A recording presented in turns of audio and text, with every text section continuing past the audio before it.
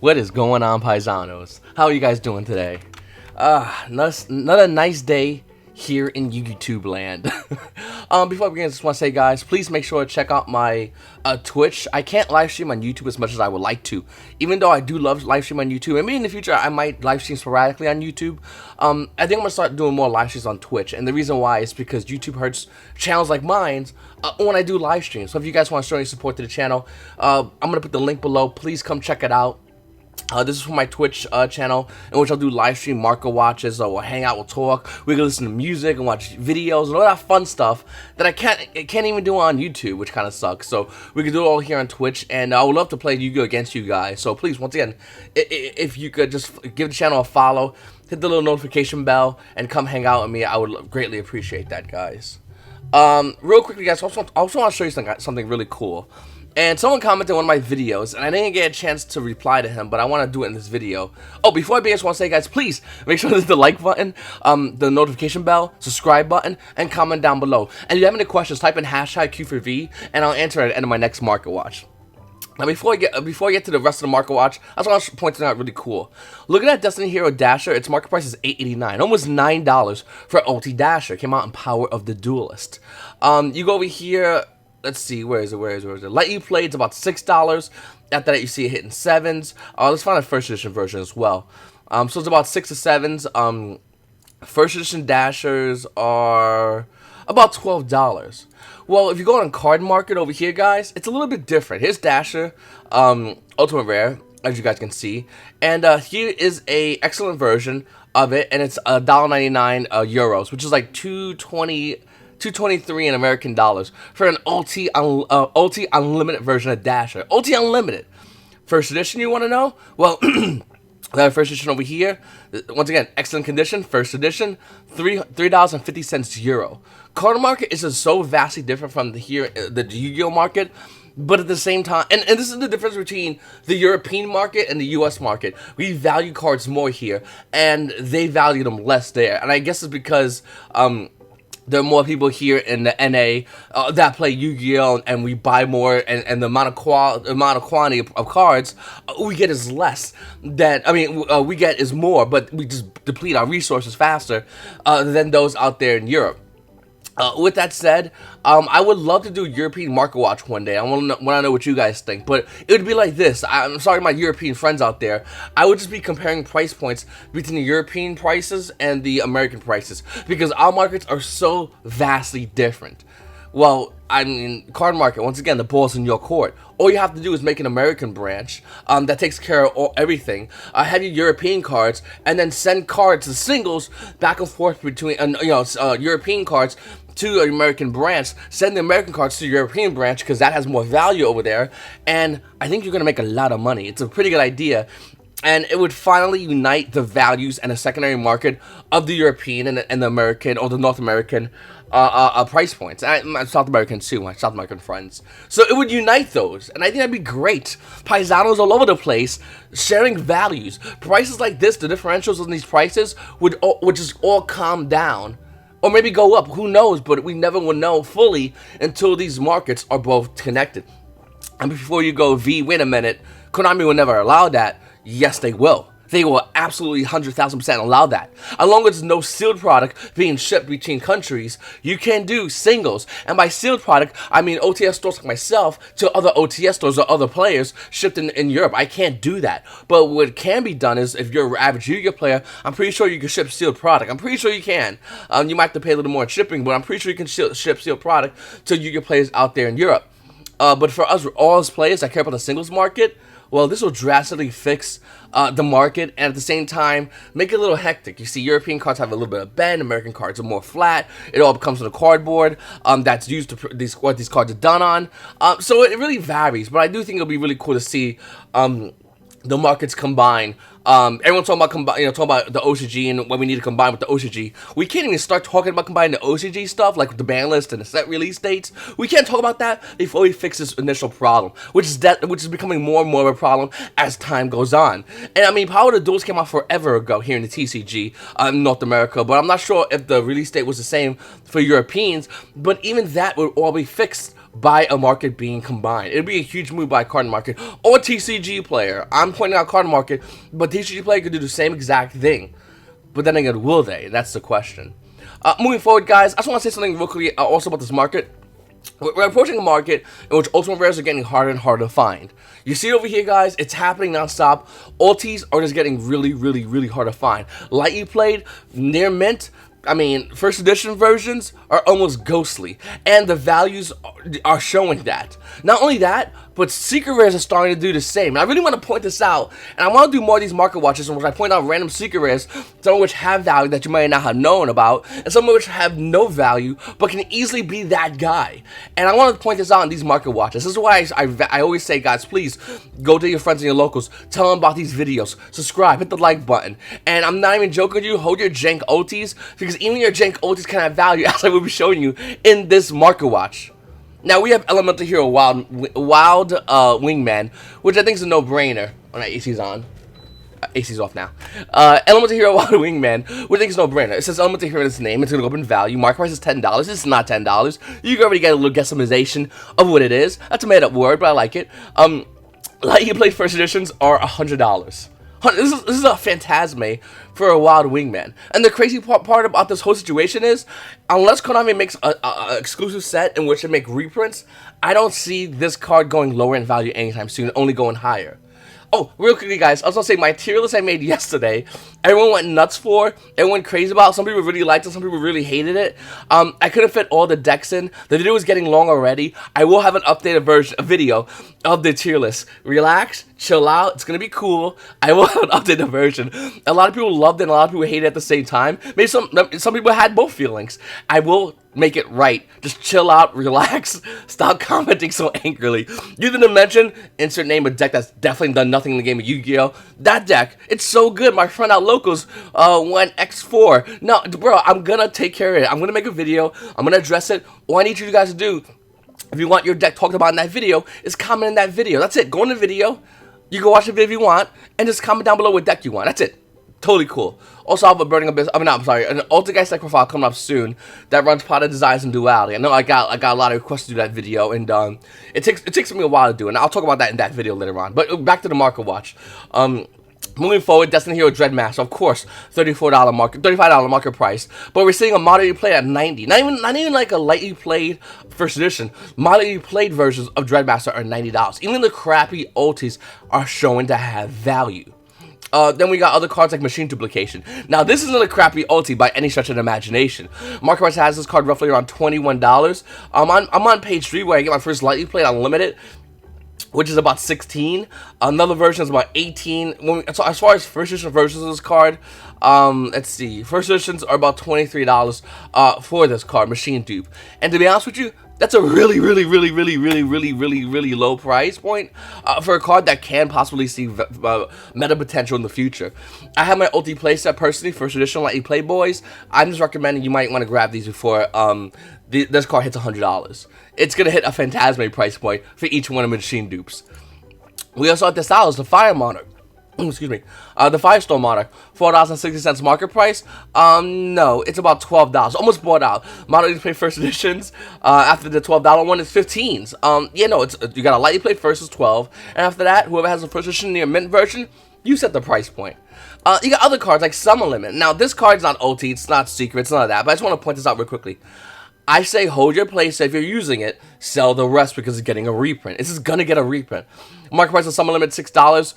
Guys, you got Lightly Play First Edition over here holding at $6. After that one's gone, Unlimited's gonna be the $6 price points, and you'll still get another Lightly Played First Edition at $6 for Summer Limit. But this is insanely expensive. I really recommend if you guys do have these, just to get rid of them and keep your own play set and just stop it because like it's gonna get a reprint. And this card's gonna go back to being like a nickel, so just chill with that in case anyone's like holding a bunch of these. It makes no sense. You're gonna lose value. Then you got cards like Dark General Freed. Now, before you go V, what the hell? It doesn't. I don't know. That doesn't matter. That's the thing about some of these cards. It don't matter. I don't know, but I know it's gonna be value. Came out Light Destruction, Secret Rare, $2.50 on the market. Well, let's see what we got here. You got a Neiman Unlimited at $8, a first edition version at $20 for this card. This card is a trash card, but it has value. It has value, and that's what I'm trying to point out. Secret rares have value. Infernities, you say? Okay, let's look at it. Inferni Mirage were the only printing coming out in Shining Darkness. Now, here's where I get a little skeptical, because I don't know whether to go in on this card or not, and the reason why is because I feel like if Konami wants us to play Infernities, they're going to make it so we kind of can play Infernities, but they're going to reprint a lot of stuff for Infernities, so they make their money, and everyone has a second chance of grabbing these Inferni cards, which came out in Shining Darkness, which is about, oh my god, it's about 10 years ago, I think. It's a long time ago that Shining Darkness came out. $11 market price. Looking at it, limited versions are 11s. First editions are around 12s for a super rare. It's insane. This is the dollar binder special, by the way. Card shops that don't know nothing about Yu-Gi-Oh! Will put these in dollar binders. I have like 80 of these that I grabbed from dollar binders. Another card is Inferni Barrier. Secret rare. Came out in Shining Darkness as well. $8 market price. Unlimited versions are $8. First edition versions are about 10s. The crazy thing about this card, it's a great buy for a card that only has 2 printings. Secret rare, super rare.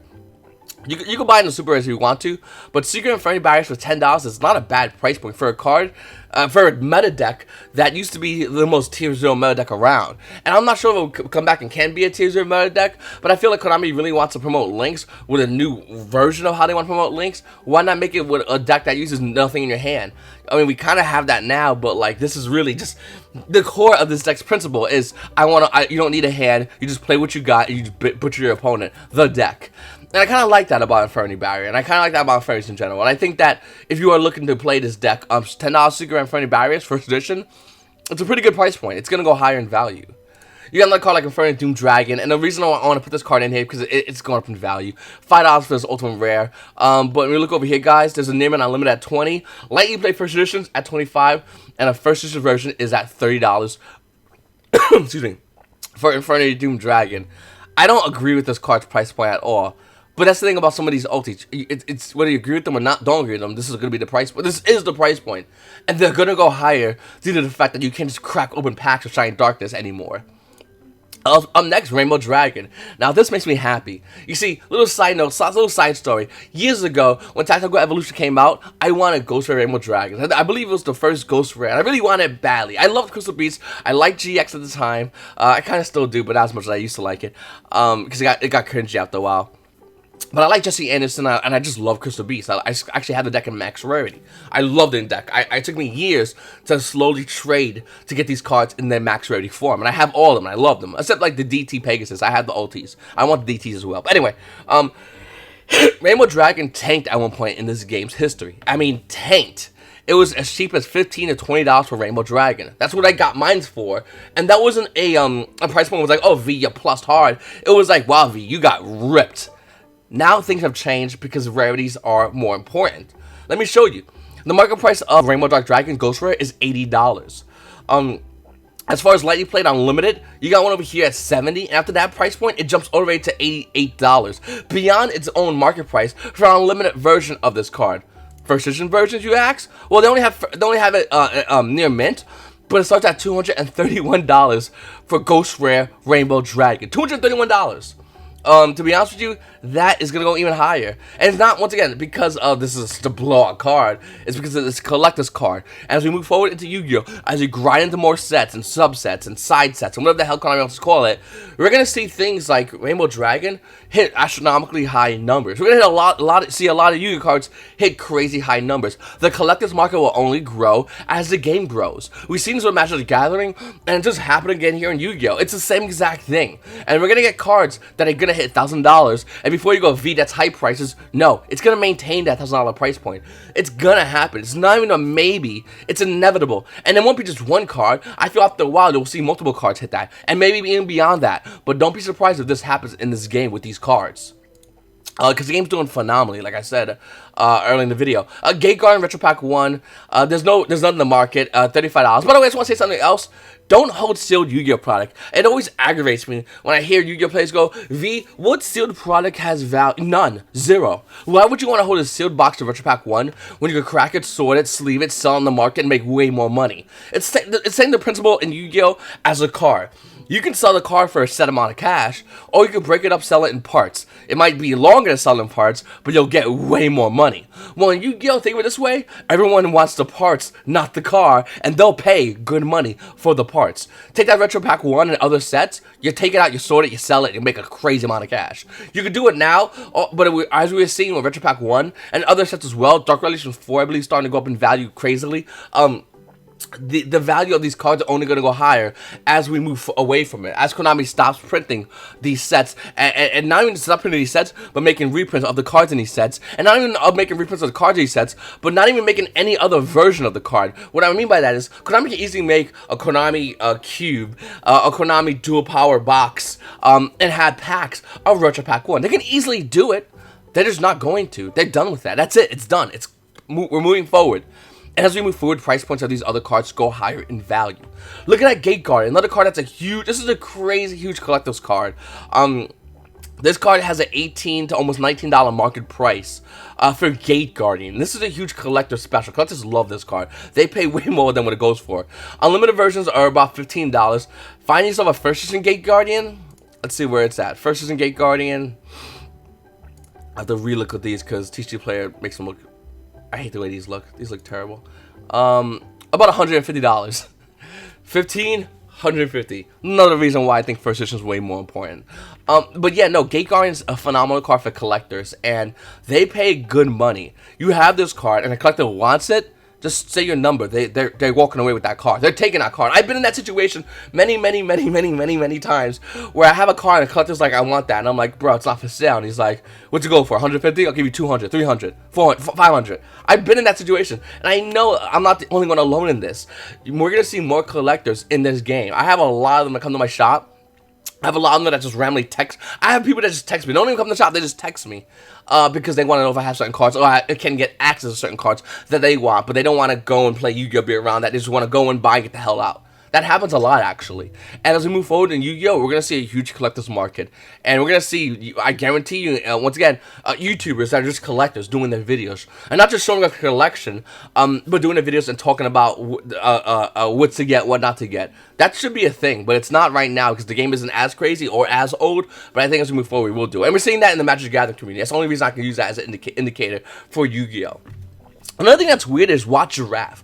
Watch Giraffe came out in Shining Darkness, and that's it. $5 price point. But looking over here, Letty Plate's $5. First edition's also $5. If you guys want an investment on a card nobody's looking at, like nobody's looking at, Watch Giraffe. Before you go, wait a minute, V, this card's only good on Watts. I guess, but it's still pretty damn good in Yu-Gi-Oh! This card can attack your opponent directly, has 12 to attack. When this card inflicts battle damage to your opponent as a result of a direct attack, your opponent cannot activate the effects of any spell, trap, or effect monsters into the end phase of the turn. That's Watch Giraffe. That's what it does. You swing on a Watch Giraffe, and in main phase 2, you do whatever the hell you want, and your opponent has to watch you. That's a card. I'm not sure if a lot of you players know about this card, or maybe they forgot about this card. It used to be in this old school Watlock deck, which I love to death. I love Watlock. I used to play in with a bunch of Yu-Gi-Oh! We used to play together. Everyone had their own life points. You can't attack the same person. So if I attack the guy, the next guy cannot attack the same guy. But it was a fun, like a free-for-all match. And I would always play Watts just to put a Watlock on board so everyone would ignore me. And I would go, who you want to screw to this guy? Okay, Watch Out Smack, and then the guy would activate spells and traps against him. It was hilarious. And no, not just for the feels. I do think this is a phenomenal card, a highly underlooked card. Once it came out in Shining Darkness, I think this is a phenomenal investment. Definitely does have no potential right now in the meta, but I think it can easily have potential in the game of Yu-Gi-Oh! Highly recommend you grab this card. Then we have number 101 Silent Honor Arc. This card showed a little bit of play early in the year, and then it went away. And I want to talk about it right now because it went away. Market price of this card's about $9. We're seeing unlimited versions about $9s. First edition versions are about $10 for Honor Arc. Now, you can do whatever you want with your Honor Arcs. Ultis only, not the other versions. Who cares about the other versions? They're worthless. Ultis. I always hold on to one Ulti Honor Arc. I've never not had one number 1 on Ulti Honor Arc in my possession. And the reason why, because I always felt like this card can come back in the game of Yu-Gi-Oh! Moving forward, with Skystrikers being a great deck, to all my Pendulum friends out there, Honor Arc. You make Honor Arc. You take their Skystriker monster.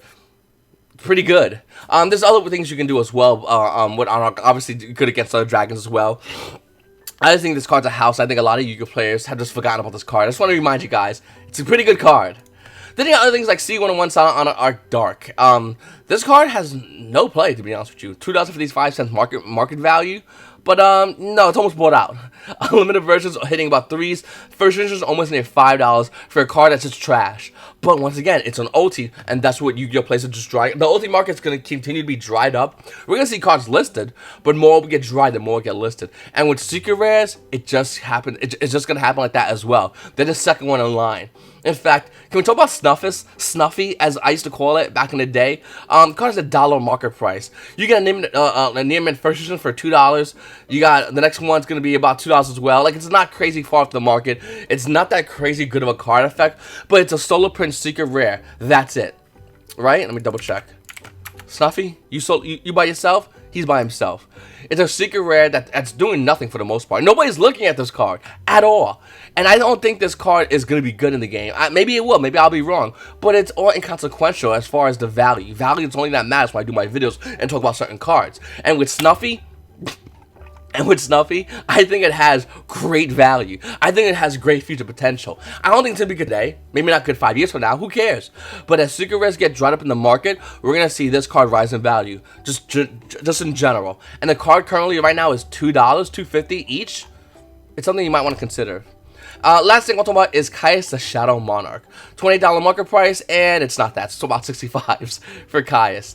I think it got bought out as high as $8 the other day. I'm not a big fan of this card, to be honest with you guys. I think this was an artificial buyout based off Yu-Gi-Oh! Players wanted to grab as many OTs that came out of Turbo Pack Booster 3 as possible and just keep moving forward in the market, but just grab a card that might have future potential. With that said, I think the replenishment of Caius might be a little bit longer than expected, but I will say that Caius does not belong to be $65. But it's an OT, and once again, value hype is consequential of your feelings. It is what it is. I own 3 of these. I bought these a long time ago when they were like 10s. No, I'm sorry, 20s. I think it was like 20s or 10s for OT Caiuses, and that's how old I am. I've been playing this game forever, and like this card was trash, and I'm not saying it's not trash now, but it's not good now. That's the way I feel about Caius. So let me know what you guys think about that in the comments section below. Are you going to be playing this card with that it belongs in? Am I holding on to pure gold that I have no idea about? Are you holding on to pure gold about some of these cards that you really don't know about? Love to know what you guys think in the comments section down below. Sit you down to hit the subscribe button, by the way.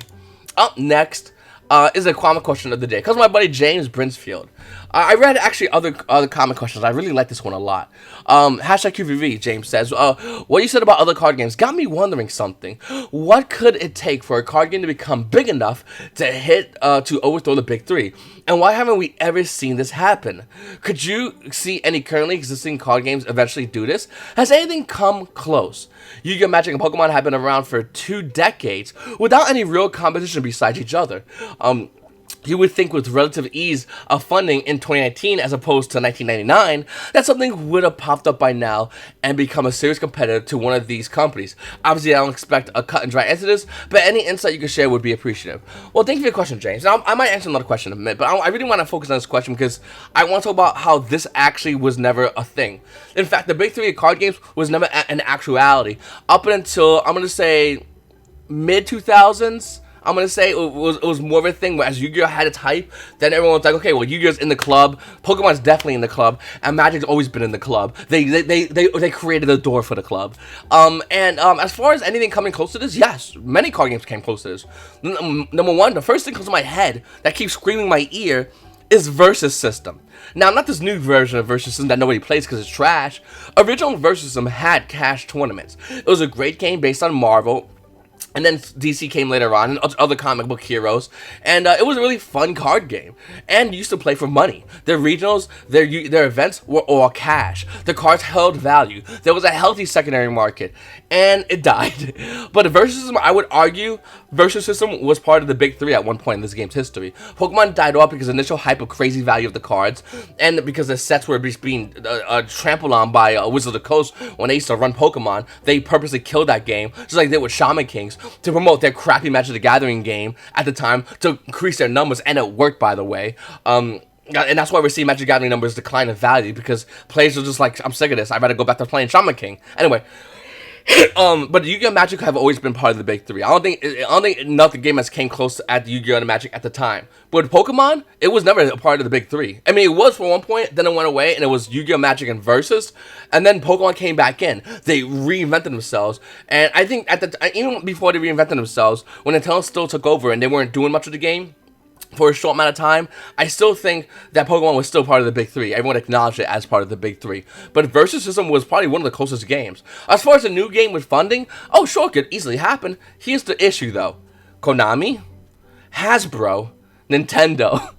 You're fighting corporations at this point when you're making a new card game. That's what you're fighting. And I'm not saying it cannot be done. It can easily be done. AOG's working on Argent Saga, Argent System.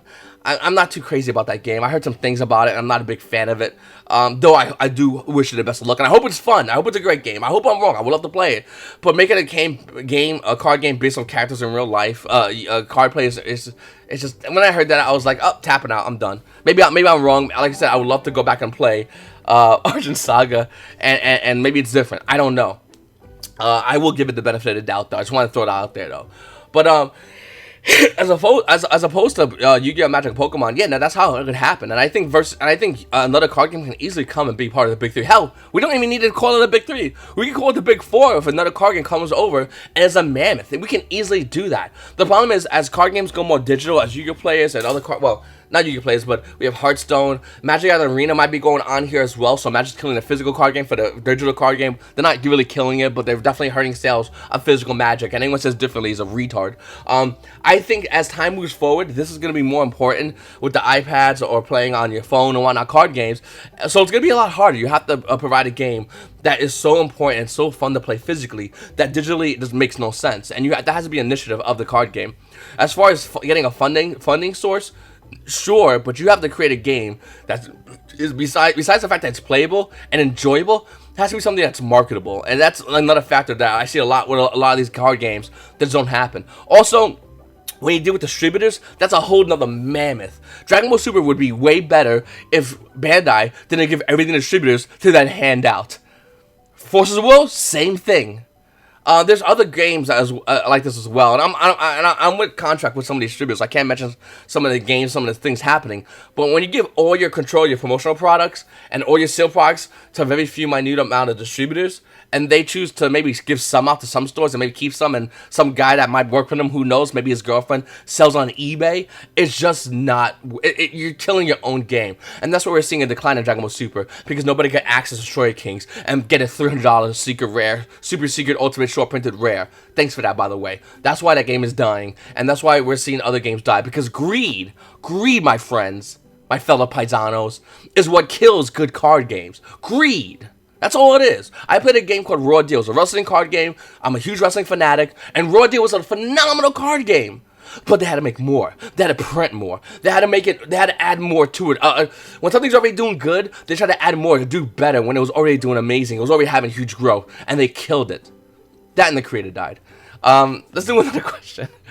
Yan Colin says, #QVB, which cards do you think will have value when they get prismatic rare new tin? You know, it's a really hard question, because I don't know if what will have value, but I do know what will lose value. Any card printed as secret rare that gets a prismatic reprint, because a prismatic reprint is going to be better than secret rare reprint. I don't care what you tell me, prismatics will always be better than secret rare, and we'll see secret rare value decline, and prismatics go like this as well. And everyone will be like, well, V, both values are down, sure. Prismatic will always be higher. And if the cards show any meta relevance as time moves forward in the future, the prismatic will move up, then the secret would follow. Adrian Soto says, what hopes do you have for the new Millennium tin coming out in the future? Any griefs with the tin thus far? I think the tin looks amazing. I hate when Yu-Gi-Oh! Players say, I'm going to hold me a sealed tin. You're an idiot. Grab that tin. This is how you do it. This is pro collector stuff. Or how to sell to collectors 101. You grab that tin. You grab that playmat that gave out the YCS Ohio that had Millennium item on it. You grab the dice and you just throw it to the side. Now with these tins, they get rusted really easily. They oxidize. The metal inside them actually oxidize, and the tins turn to rust. So you need to find a spot for that tin where not a lot of oxygen is going to go to. You need to get either a showcase or something going on there. Maybe a little cover for the tin. A plastic cover. What's it called? Whatever. It's a glass, plastic, you know what I'm talking about. Get covered so air doesn't get inside that tin, so it stays mint. These tins will have value, I believe, as a collector's item way in the future. but they will have value. Anyway, Paisanos, I really appreciate you guys watching my video. Thank you so much for everyone with the comment questions, and everyone's patience with the tier video. Once again, I'll have an updated version of the tier video. Thank you so much. And guys, like I said, please make sure to follow me here on Twitch. I'm going to be doing live streams. We're going to hang out. It's going to be fun. I'm not going to be under YouTube's restrictions, so I can do a little bit more here. Hopefully YouTube fixes it, because I love live streaming on YouTube. And I'm not saying I'm done with live streaming on YouTube. I might go back and live stream YouTube every now and then, but I would definitely live stream more on Twitch, because I really do enjoy doing videos on Twitch.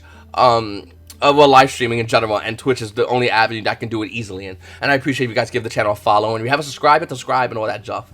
Anyway, boys, I really appreciate you guys watching my video. You Paisanos have a great day. And one last question: are you getting the Megaton?